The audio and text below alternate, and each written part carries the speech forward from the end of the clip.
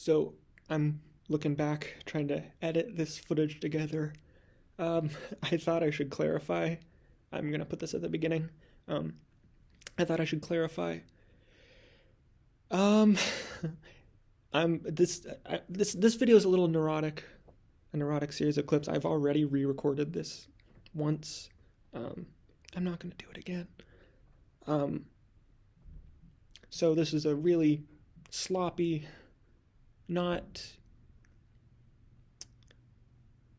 not supremely concise introduction to what's going to happen, to what hopefully, if this becomes a series, is going on here. So please bear with my probably large amount of mistakes and historical inaccuracies. I think I got most of it right. If I made a mistake, please point it out. Just now, I am in the last week of my semester, and I am running on a couple hours of sleep and an iced coffee. So please be patient, and please do point out inaccuracies. And if something sounds wrong, don't worry. I will be making much better, concise, well-researched, very, very well-researched videos in the future. So, thank you for watching. Thank you for being patient. And here goes nothing. Okay. This is gonna be.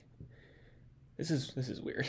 This is gonna be kind of a video diary thing. I'm gonna post it on YouTube for posterity's sake to, have it around somewhere. Hopefully I can use this for my capstone project coming up.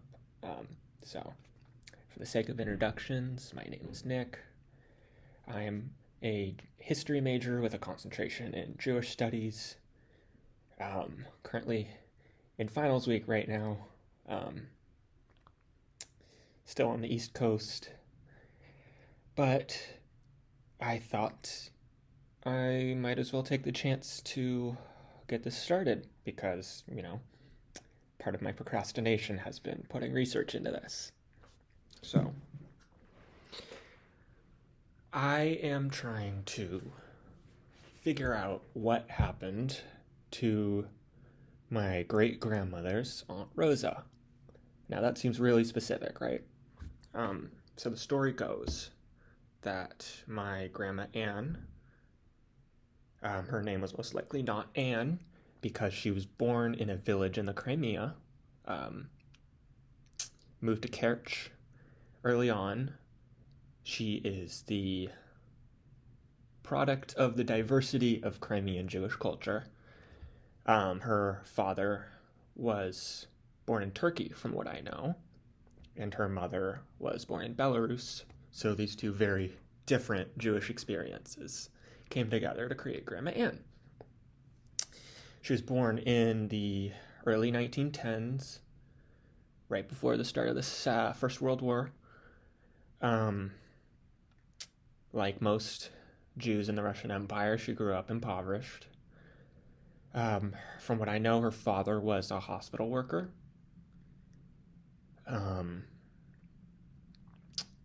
I think her mother was just a stay-at-home Jewish housewife. She was raised in Belarus, so she knew the Yiddish shtetl life, the being chased by the dogs. So, Anya grew up hearing those stories. The name we work with is Anya, but there's a million different spellings of her name. Hannah, Anya, Anne. We always called her Anne when she got to the United States, but I kind of like to use the original name that I think she most likely had. That might not be correct in the long run, but it makes the most sense as of right now. That can change at any time, but so she grew up in the Crimea in the 1910s. Very young during the start of the Russian Revolution and subsequently the Russian Civil War. She was living right in the midst of it. the whites and the reds, the carriage changed hands a couple of times, according to her stories. And she once said someone asked her father, who worked at the hospital, I think they were in the hands of the Reds at that time, what side are you on? And he replied, whatever side feeds my family, which was the experience of many Russian Jews caught in the middle of the conflict, which is they didn't really have time for politics a lot of the time. The older generations especially, they needed to live to the next day. That was the most important part. That's not to say there were not politically active members of her family. We heard plenty of stories about the spies for the communists, and she most likely was interacting with Zionists and communists the whole way, but her core family was not politically active. But they survived the Civil War, except for her father, who did not. He most likely served during the First World War. We have pictures of him in a military uniform, and possibly in the Civil War at some point. Members of his family did for sure as well. But he did not make it to see the end of the Civil War.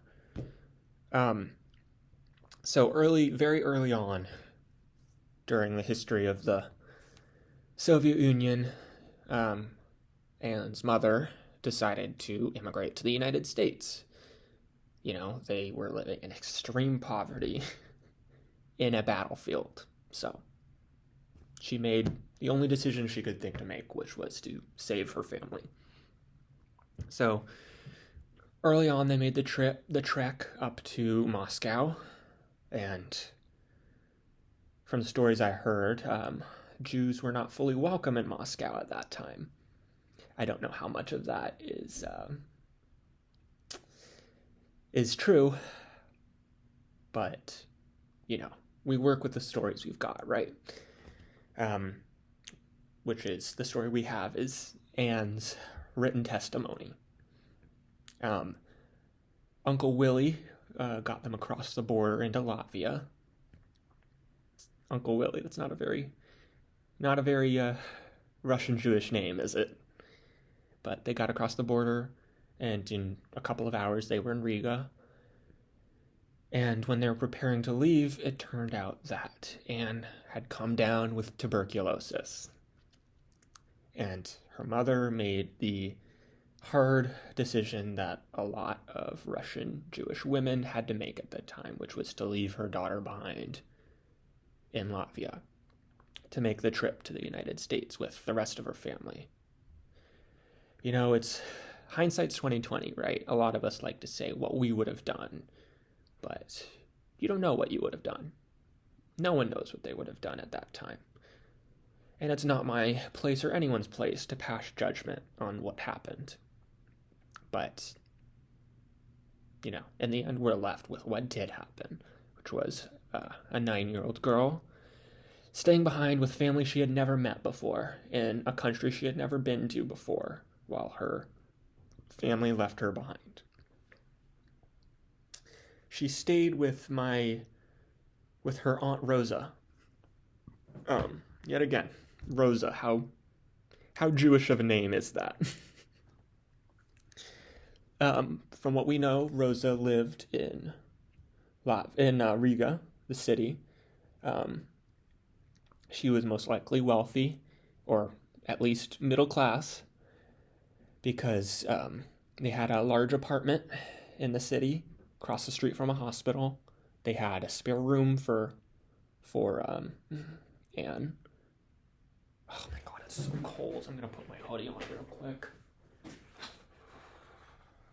It is summer in Worcester right now, but it is still really, really cold. It's pouring rain outside right now. Or I guess it stopped raining, but it was raining earlier. She stayed behind with Rosa and Rosa's family. We know we think the husband's, from the account, the husband's name was Mendel. She had 2 sisters, Mary and Gittel. Gittel was engaged to Misha. Two children, college-aged, Max and Bebka. From what we know, Max had already immigrated to the United States.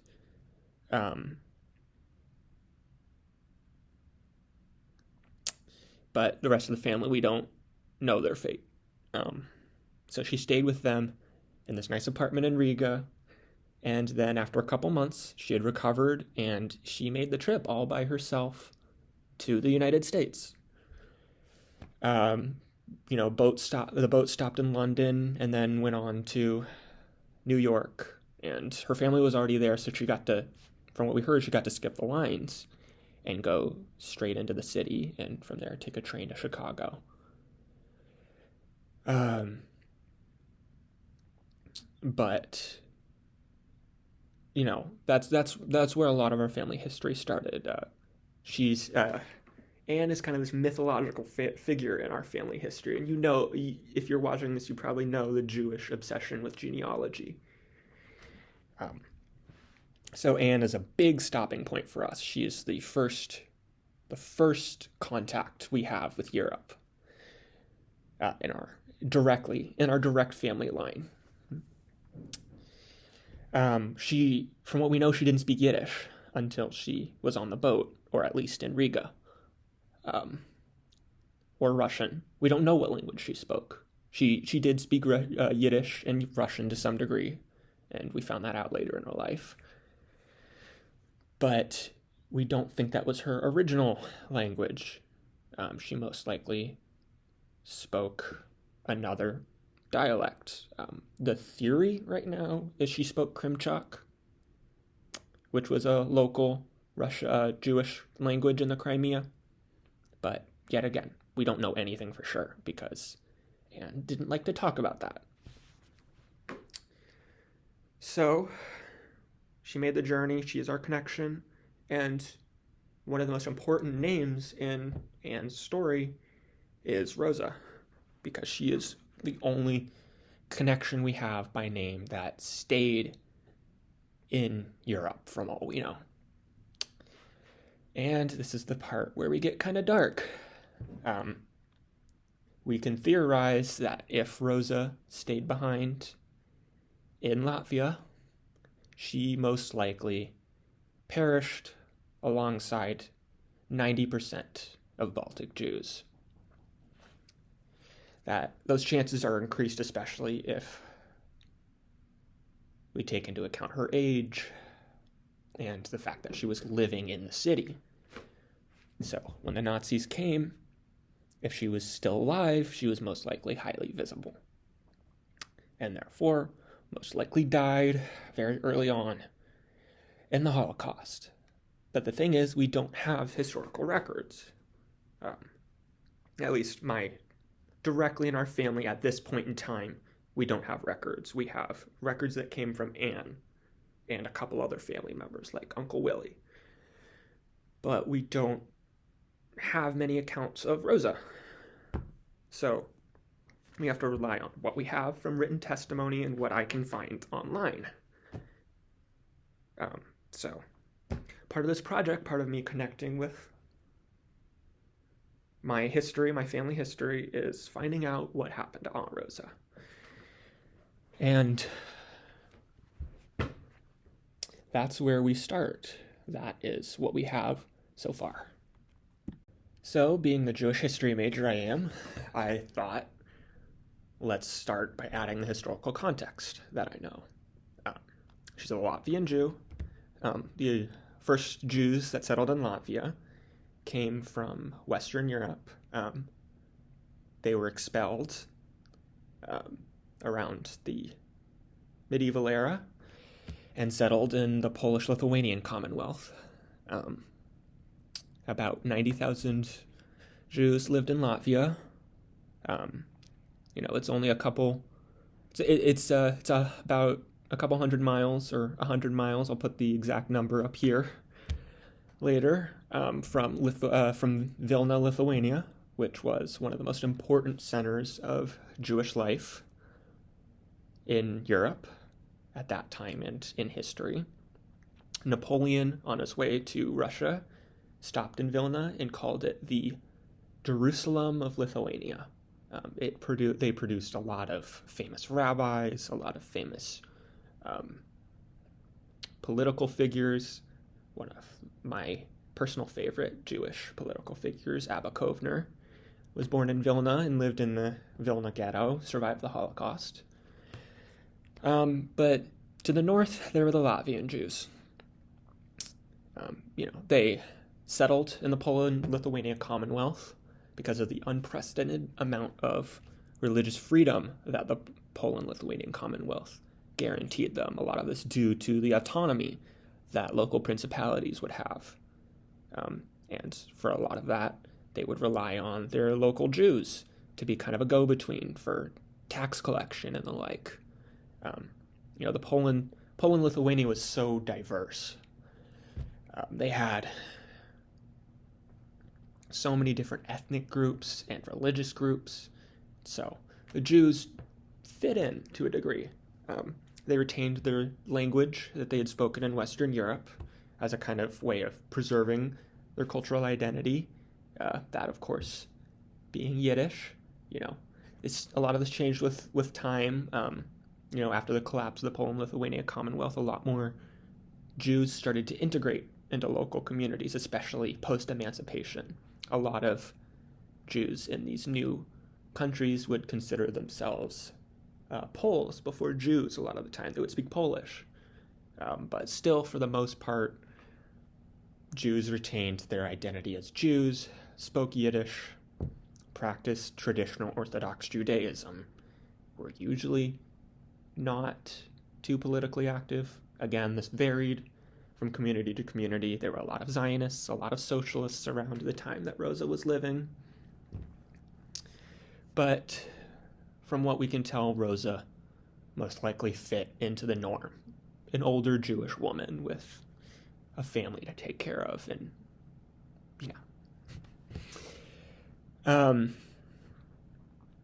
so we come into this time in history, and unfortunately, Rosa was caught in the middle of one of the greatest conflicts in human history, World War II. And unfortunately, she was a Jew. So this perfect storm came together for her to die. The Nazis started to take power in the 1930s. Early on, this didn't affect her much. This didn't affect many Jews, but it did affect a lot. In Germany, Jews didn't make up a huge share of the population, but they did make up a not insignificant share. Jews were especially visible, too, because they usually were overly represented in the liberal professions. Journalists, bankers, department store owners. So you saw, if you were part of cosmopolitan German society, you saw Jews a lot. And because Germany has had such a long history with the Jews and with anti-Semitism, institutional anti-Semitism, it was not difficult for anti-Semitism to take root. So we get to the Nazis, and because German society had this long-standing history with the Jews, it was not easy to shift over back into a pre-emancipation world. Jewish rights were obviously rescinded under the Nazi regime. Emancipation was taken back. And this very integrated, very Germanized Jewish society, pretty much overnight, were no longer seen as equals by much of German society. And so we get the Nazi Reich's political beliefs, and that's when World War II starts, and they invade Poland, they invade Czechoslovakia, they invade Western Europe. Or, I guess before this, they invade Western Europe and Poland. And eventually they would go to war with the Soviet Union, and around the 1940s, early 1940s, they would find themselves under controlling a very, very large share of the world's Jewish population. Millions and millions of Jews. And around this time, Heinrich Himmler, a very important Nazi, Reinhard Heydrich, however you say his name, Adolf Eichmann, all these higher-ups, started to decide what they were going to do with the Jews that were now under their control.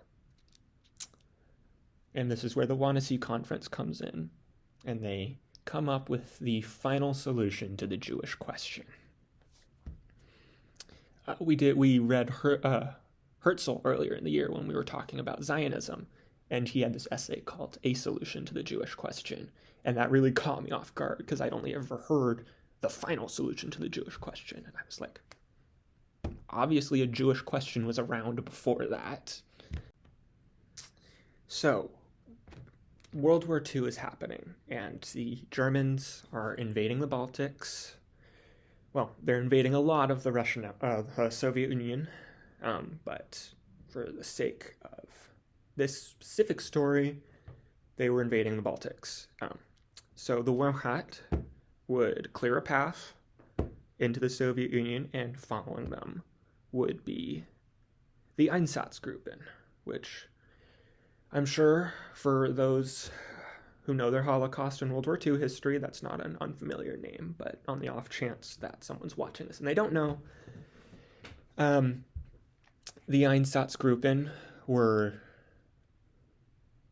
a big part of the Holocaust that is a little less talked about in the popular imagination.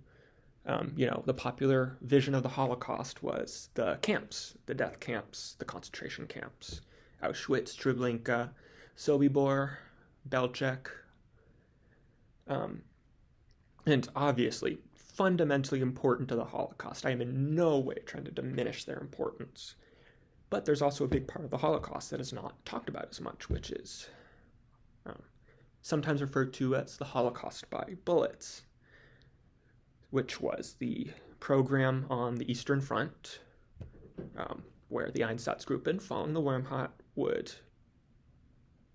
go to these Jewish towns, and they would massacre the residents.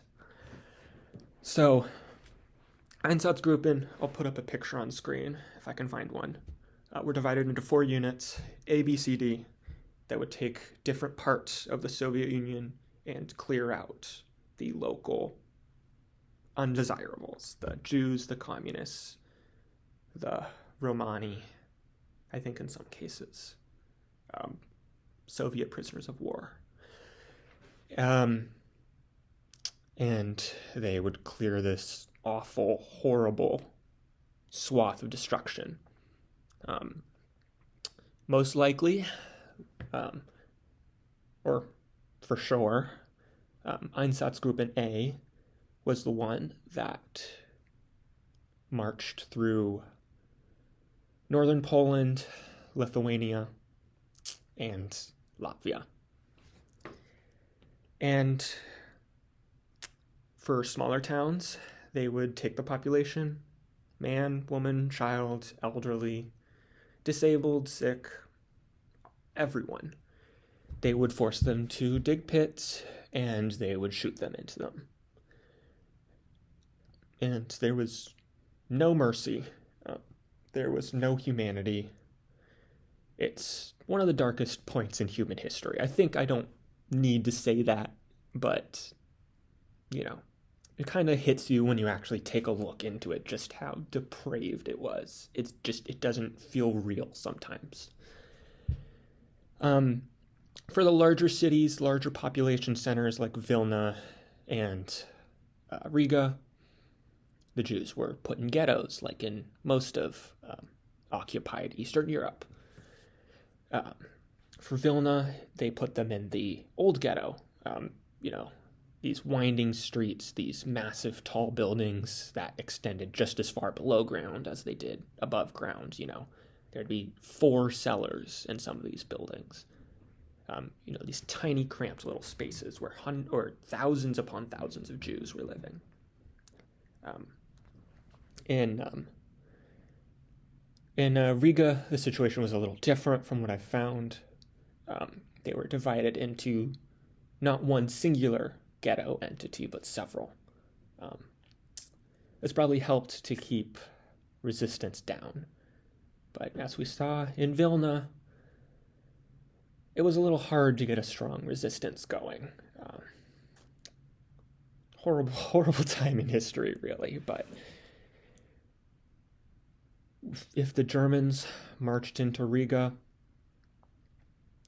they were most likely, my Aunt Rosa was most likely taken captive, deported to a ghetto, where she lived in squalor and disgusting conditions.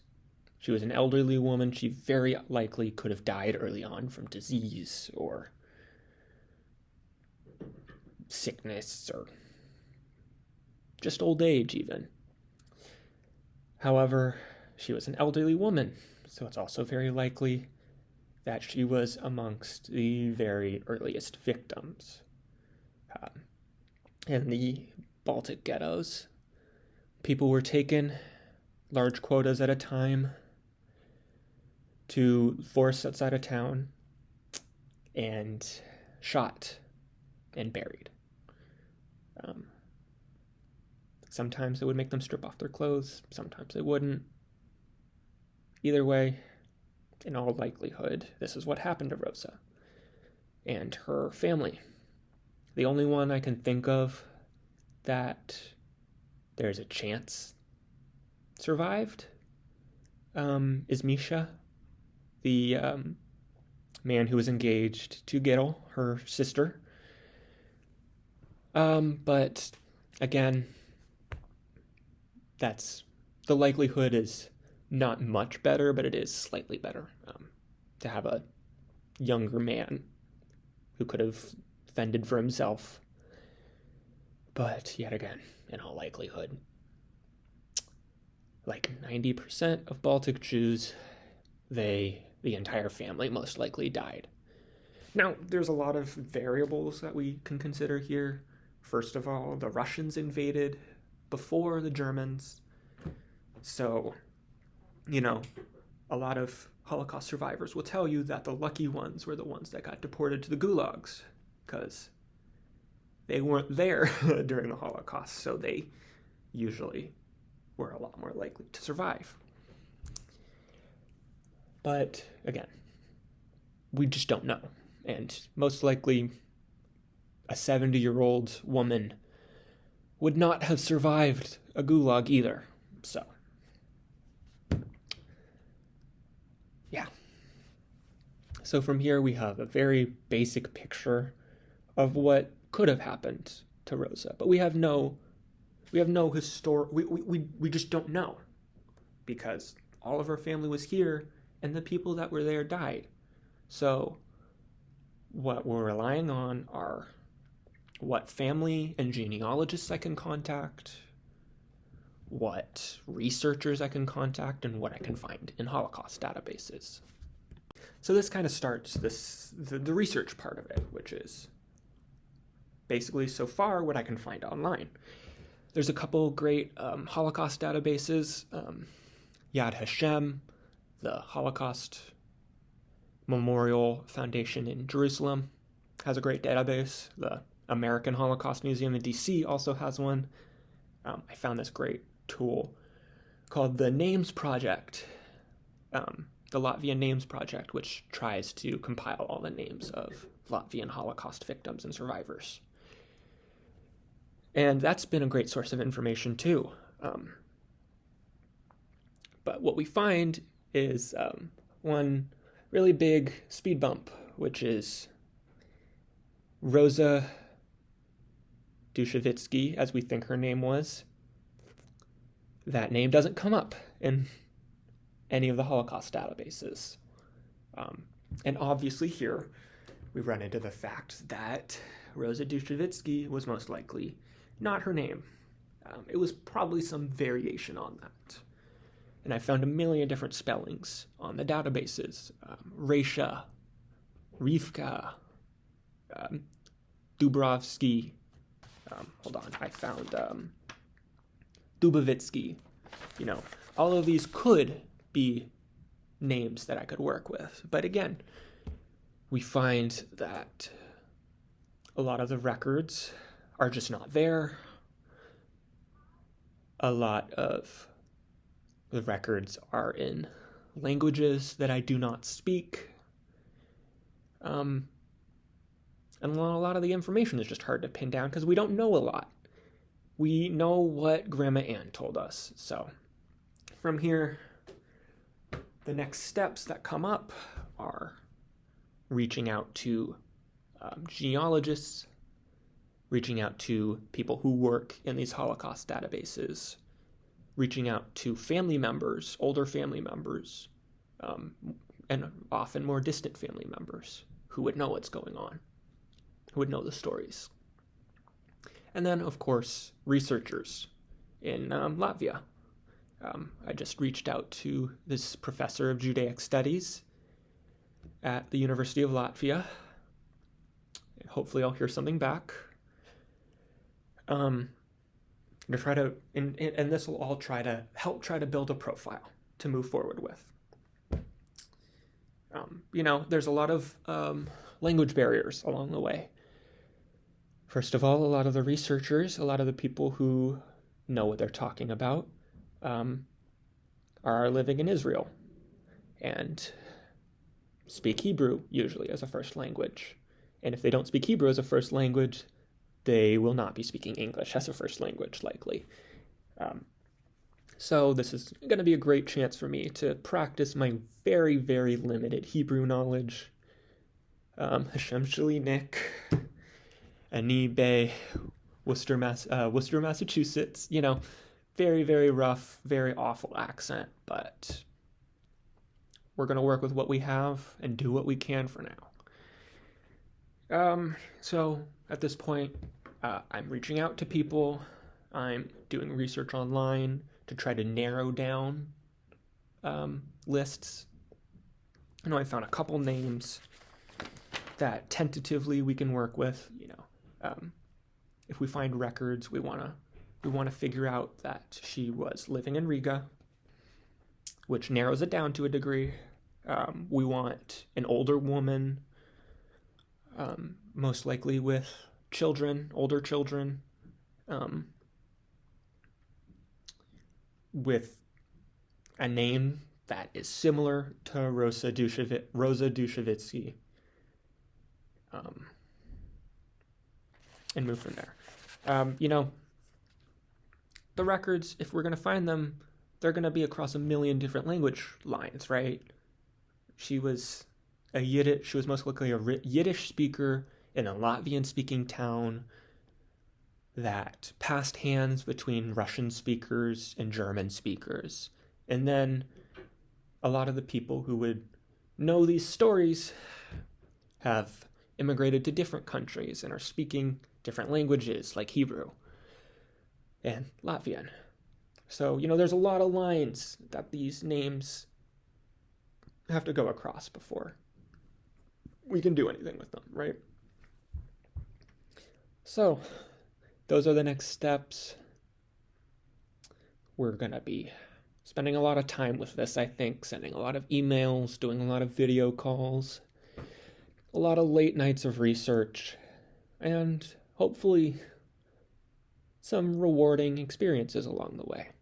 I've been thinking a lot about my own connection with this history, and I felt for a long time that the Jewish people, and anyone who's involved in Jewish history will tell you, the Jewish people are not a monolith of suffering. But at the same time, it's important to tell these stories. It's important to talk about the Holocaust.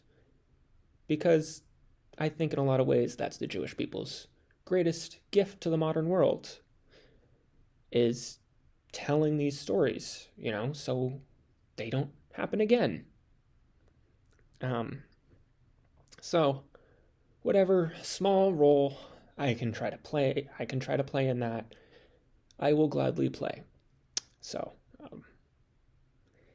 I'm hoping to turn this into some kind of series, whether or not anyone's watching. Treat it kind of like a video diary. Use it for any upcoming capstone projects.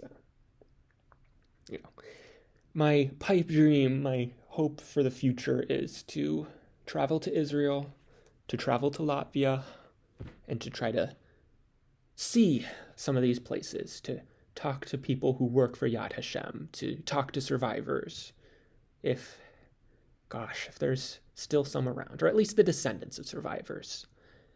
A lot of the descendants of survivors are still living in Israel and will still very accurate be able to tell these stories, their parents' stories.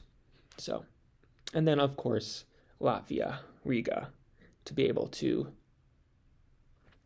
see the city that Aunt Rosa and Grandma Ann got to know, and to maybe see her apartment building and see the places where she worked, to see the places where her kids went to college, and to maybe even see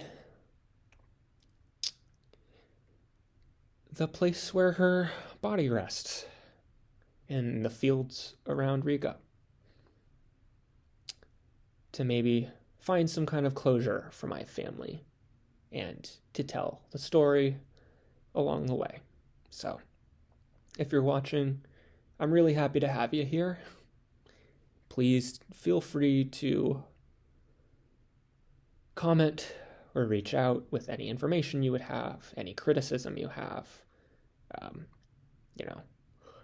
I'm working with very bare bones structure, so if I say something and you're like, no, wait, that's my great-grandma. That's not your great-grandma. I haven't found you on Ancestry. Please, I'm not going to be offended if you comment that, because that just means now I know that that's not Aunt Rosa, and I can continue the research in other places. So, I think that is a good place to end today's first step on this long, exhausting, hard journey ahead. But I hope we can have a rewarding experience along the way.